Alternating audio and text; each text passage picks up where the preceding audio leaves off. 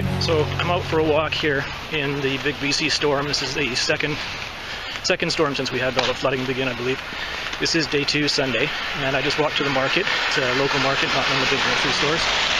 I'll show you some pictures after I talk here for a second of what the shelves look like in there, what the crowds look like, and also a couple of gas stations that I passed on the way.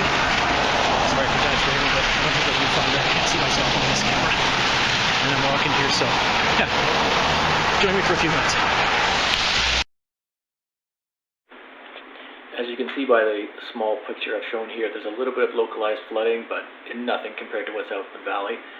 My local market had fresh vegetables, fresh fruit, it had dairy, it had meat, it had everything you'd all want.